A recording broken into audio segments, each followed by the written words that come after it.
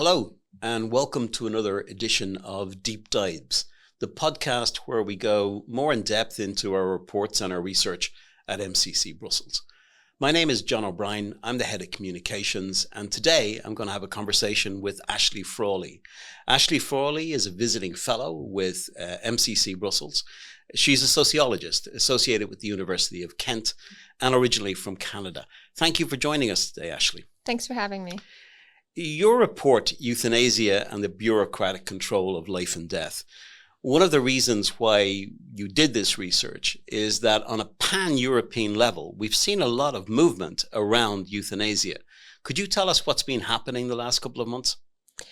Yeah, so there's really been a push for the legalization of euthanasia, not just in one country, but in a lot of different countries. And when something like that happens, it's not because the people in that country just woke up one day and decided to demand this. It's usually because there are organizations that are looking for weak spots, areas where they have some sort of strategic advantage. Maybe it's the turnover of a government or something like that.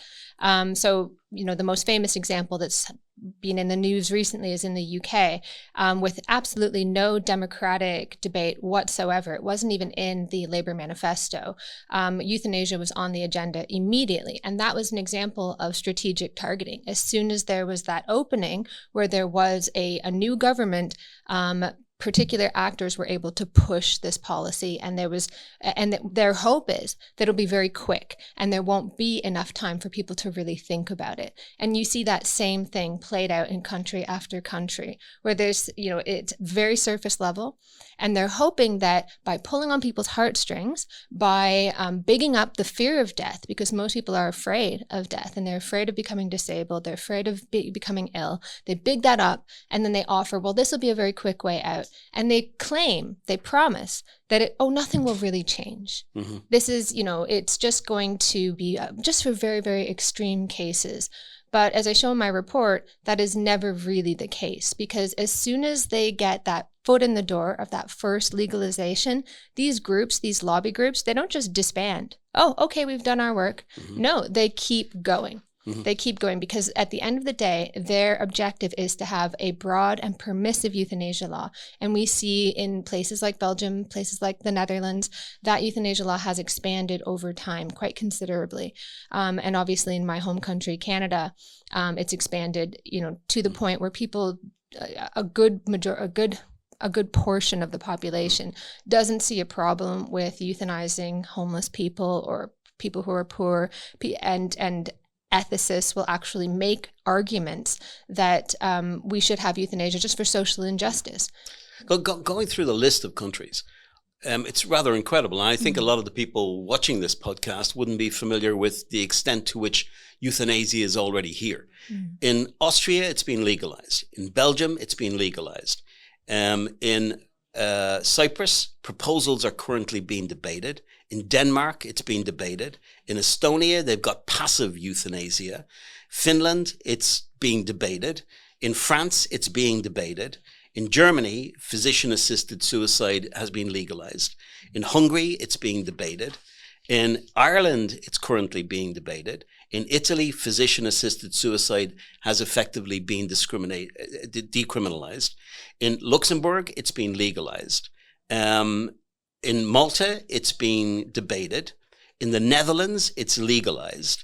In Portugal, it's legalized. In Slovenia, it's currently being debated. In Spain, it's legalized. Wow. That really is an incredible number of countries having the discussion at this very moment. Yeah, and it's not just that countries that have legalized it have just legalized it and left it there. It's also being extended. And that's really the key. It's never about just these very rare cases. And you know this because even during the debates, the initial debates, they will talk about and raise examples that would not be allowed under their initial criteria. So they'll talk about people with disabilities. And you say, well, you're saying this is only for people who are really very close to death. Why are you talking about people with disabilities? So you know that they want something bigger than that. And I think, or broader than that. And I think probably the best example is Luxembourg. Luxembourg should be, if it was true that what people want is just a very small little law that allows people at the very end of life to have a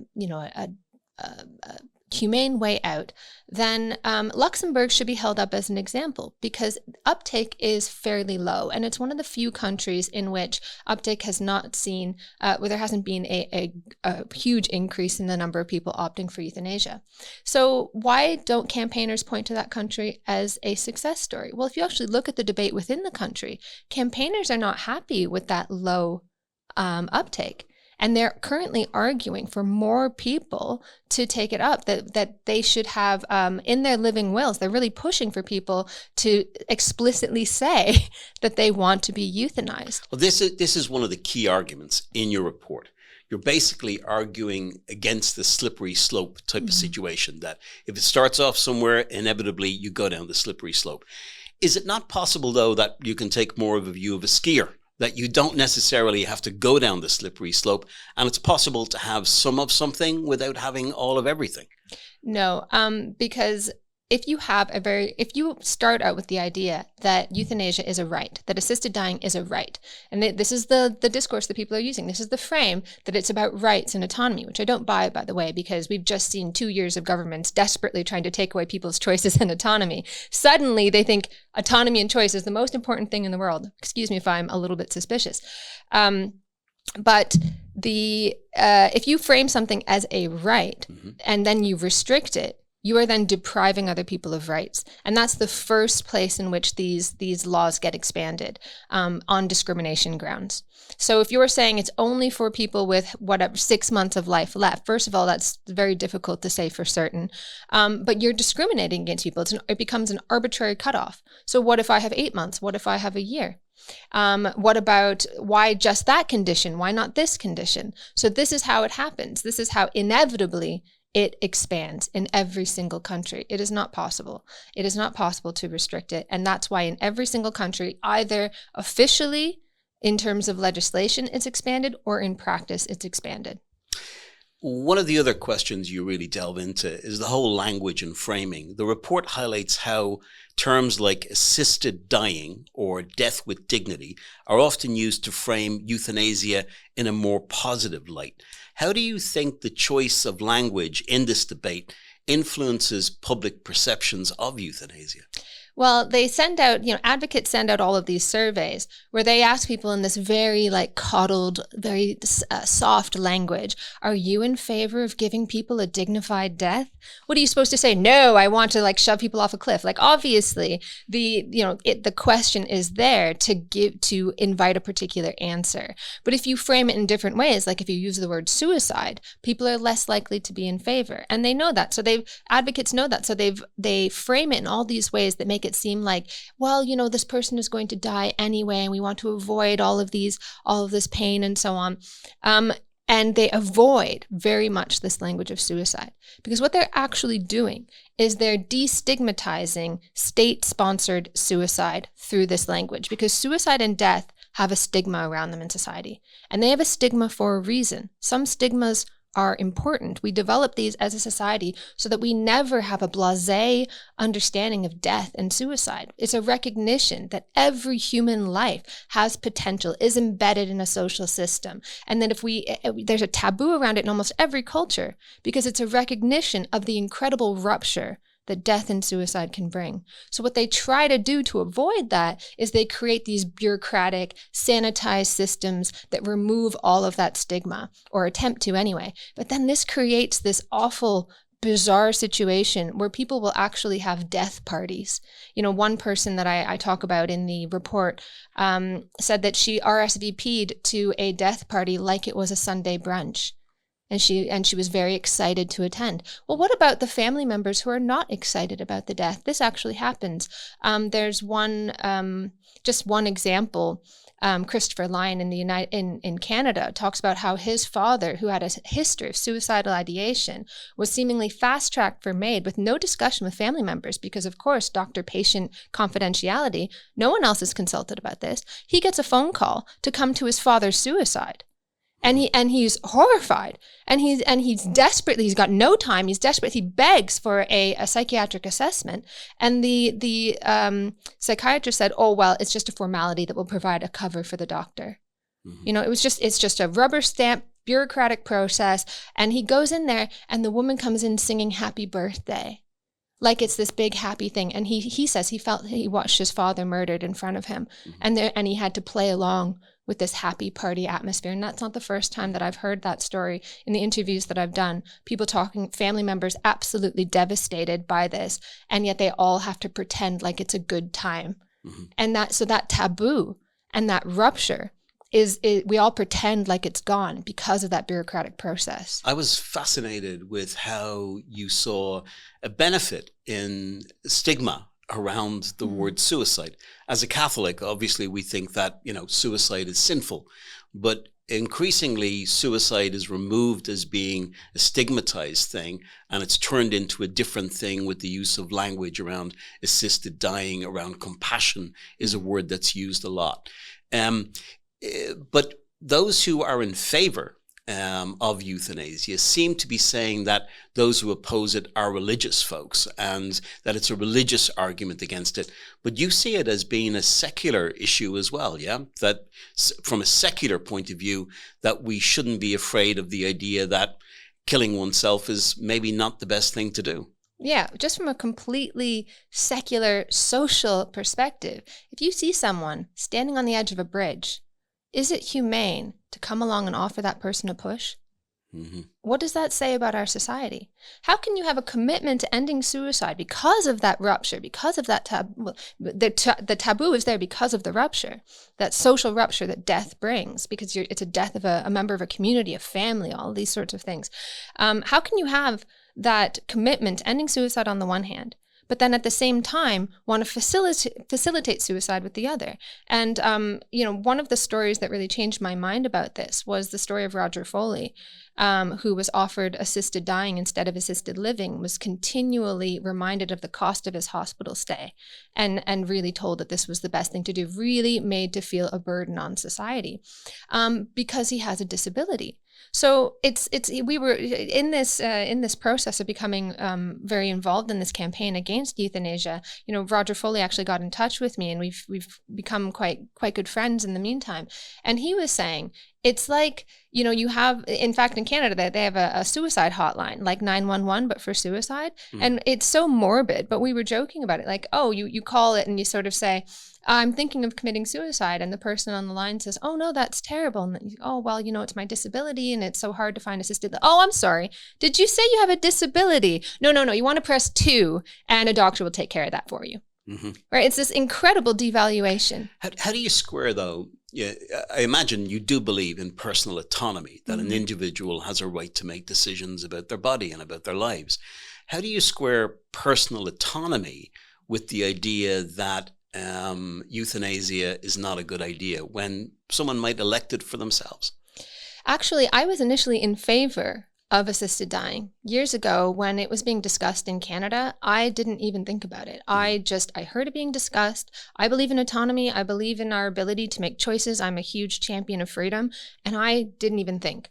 And it wasn't until I saw these stories trickling through that I realized it had nothing to do with autonomy. We were not becoming more liberal as a country. We are actually becoming more blasé about human life. And that's where you go with the idea that this whole push towards euthanasia is really bureaucratic control. Exactly. It's not the individual that's going to be driving this. It's actually government. Exactly. So the autonomy of the individual to actually choose how they die, you can, there are effective means of suicide. And I hope that we will live in a society where we encourage people as much as possible not to take up those means. But when the state creates a process around it, it becomes this bureaucratic process. You fill out a form and it goes to this committee and the committee decides. But of course, what winds up happening is you are saying, well, am I a candidate for this? And you're asking the committee. And the committee is thinking, well, if you say you are, then you are. And the person is thinking, if you say I am, then I am. And so no one is actually taking responsibility. So with autonomy is responsibility. But when it becomes a bureaucratic process, you defer responsibility onto the process. And so nobody in the end is responsible. So the story that I told earlier about Christopher Lyon, this is exactly what the psychiatrist told him. It will just be a formality that will provide cover. everything just becomes an empty process that covers everyone's back. Cover from what? Responsibility. No one takes responsibility. That is the opposite of autonomy. The other thing is that when you actually look at the circumstances in which people opt to end their lives, it's got nothing to do with choice. Sure, maybe there, for a lot of people who are in the upper classes, who are used to having all sorts of choices, for them, assisted dying, euthanasia is just one of many, many choices. In fact, if you look at the people who have advocated for this and have been activists around it, who have disabilities or who have chronic illnesses or terminal illnesses, they don't even take it up after they have that. After they have that option, they say, oh, I'm so glad I have this option. Then they die of natural causes. So for them, it's just one of many options.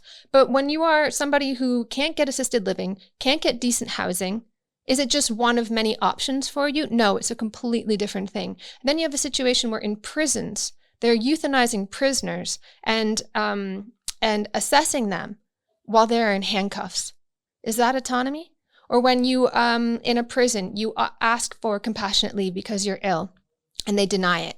So then you opt for euthanasia. Is that a choice? When you have a choice between going back to a prison or death, that's not autonomy.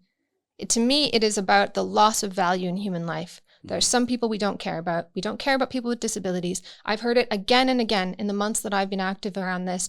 I've been doing radio phone-in shows, and people are saying, well, of course, if I can't use my arms and legs, I wouldn't want to be in that state. I'm like, well, that's the way people live every day with disabilities. You're saying they don't have dignity. You don't think that's a dignified life. You don't think that's a life worth living. A couple of years ago, in my opinion, it would have been unthinkable that this debate would have been so fast-tracked in so many countries so quickly. We had various things about, I think, about religious and moral values, about the dignity and the importance of human life. There seems to be something happening that some lives are considered burdensome or expendable or costly.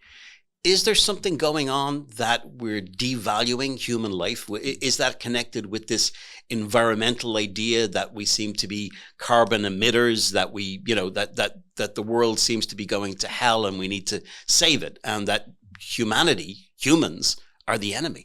That's exactly it. If you get so used to thinking about the human footprint as this negative thing, every child born is just another mouth to feed, another carbon emitter, then it's quite easy to start thinking about human beings as expendable. And it starts with thinking about, people with disabilities. Then it moves to older people. And this is actually being debated in Belgium, in the Netherlands, that over the age of 75, you should just show yourself out. Because you go through your life, you get used up, and then what use are you? Complete loss of understanding of the importance of older people. And it's an incredible indictment of our societies that we have so many older people, that people are living to such an old age, and we don't celebrate that. We see it as a problem, The wisdom, the things that people offer at that age, we don't even see it. We just think, oh, another mouth to feed. And it's very easy then not to care when things like this get extended. And it's not a slippery slope. It's not an accident. The idea of a slippery slope is like, oh, well, we just don't care. And then maybe we don't care about this. And then maybe we don't care about this. Oh, no, we're at that. People who are lobbying for this, they are at that point already. They already see people as expendable. Behind a lot of these lobby groups are environmental action groups. They already see human beings as a plague on the planet. The rest of society is just not there with them yet, but they'll bring us there. It's a slow education process. It's intentional. National sovereignty and ethical diversity. Europe is comprised of many different countries with different religious, social traditions. Is there a danger that as the lobby for euthanasia increases in its power, and especially with the framing of, the right to die as a human right, that our ability to resist that as a nation will be undermined? This must never happen. And there are groups that are pushing for that, for euthanasia, for assisted dying to be a human right, that would be absolutely disastrous, ironically, from a human rights perspective. Think about a country like Greece, for instance. Mm-hmm. They have a very strong sense of the authority of the doctor. Now, in some countries, you have the rise of the expert patient, and patients are, particularly middle, upper class patients, they are used to advocating for themselves, right? So they see themselves as, working with the doctor. Not every country is like that. So if you have, and within countries, it's not like that within all these different classes. People view the doctor-patient relationship differently. So if you have a doctor saying this is an option, this is a medical treatment, which is how it is often framed, that killing the patient is a kind of treatment, and the doctor recommends this to you, it is received very, very differently in a place like Greece. Oh, well, the doctor said this is the thing that I'm supposed to do. I experienced this in my own family in Canada when a family member was diagnosed with cancer. And there was a real sense of slowness, absolutely no desire whatsoever to treat. And there was this idea that, oh, you people, you're so hubristic, you're trying to stay alive for longer, and, you're fighting against the inevitable. Well, it's not for them to make that decision on the part of the family, but then we were not even told about any treatment. I learned about the treatment because I did a literature review. We had to push for that. So I would be that annoying expert patient, but my family member wasn't. It was an indigenous person and, wouldn't push back about those things. And thank God, the family, we pushed and pushed and pushed, and we dragged their feet, got treatment for my family member. He's now cancer-free. But he was counseled to accept death on the authority of the doctor. And if he didn't have people like me around, then he might be, touch wood, he might be dead by now. Oh. And it's horrific to think that so many people who just trust doctors' orders take that at face value. How might the historical legacy of euthanasia movements in the early 20th century, particularly in the context of eugenics, continue to shape the contemporary discussions about euthanasia in Europe today? This is the thing that we need to be the most fearful of. And I know it sounds like a lazy argument that everything goes back to fascism, but we should remember nobody woke up one day and said, oh, I'm feeling a little bit superior. I think I'll go and, euthanize a bunch of people. No, it started on the basis of kindness and a concern for society. Isn't it better if these poor, suffering children were simply not born in the first place? Yeah. Wouldn't it be better if these people who are struggling, weren't able to have children so they don't pass those struggles on to the next generation? And then this incurable disease causes so much suffering. Wouldn't it be better if this person was euthanized? This is how it started. And they initially, part of the push for euthanasia in fascism was obviously, part of eugenics was out of social concern.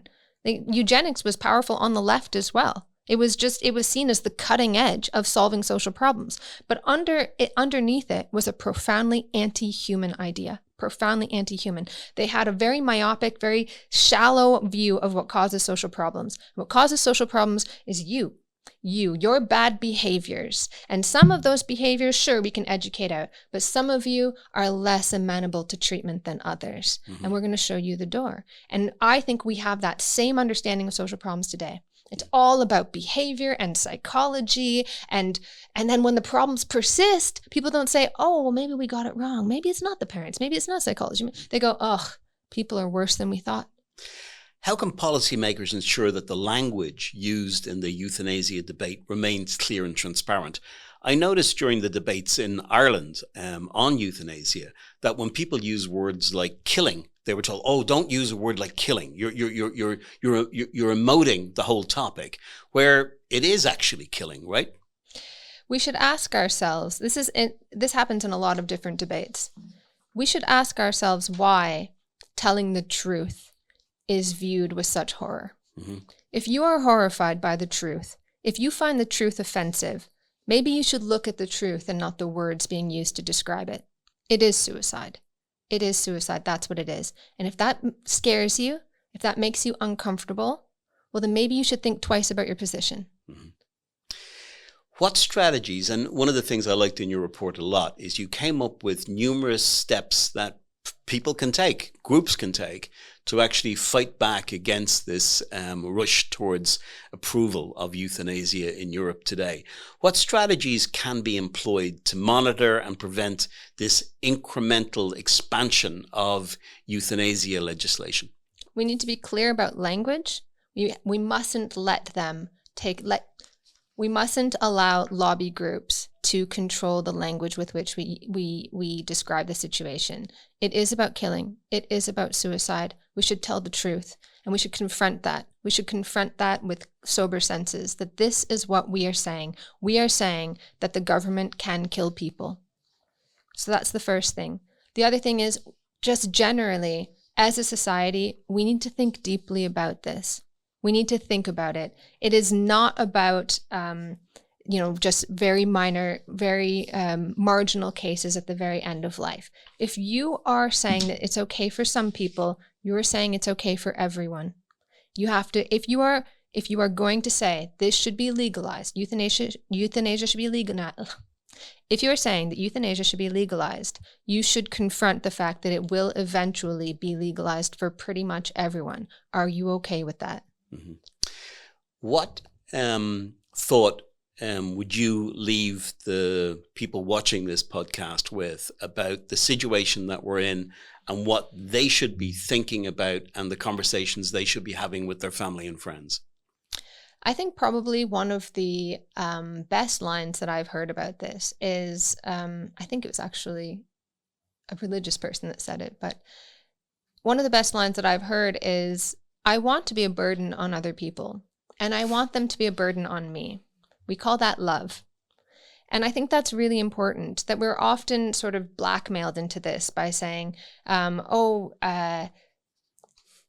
blackmailed into this when people scare us, that it's about suffering and pain and suffering, and wouldn't you want to, end pain and suffering? Well, actually, we do have, thank God, in advanced societies, very good ways of ending pain and suffering. We have very good pain relief, and we can have even better pain relief if we focus on that, if we put our money into palliative care. Hospice, palliative care, these are wonderful advancements in society, and they can do a lot to get rid of the fear of death. And you can, people who are dying, they're still living. Every moment that you are alive, you are alive. You have potential. The conversations that you can have, those last months where so much that hasn't been said can be said. These are important things. Cherish the time with each other. Care for each other. I never want to think that my family member might be a burden. That's horrific.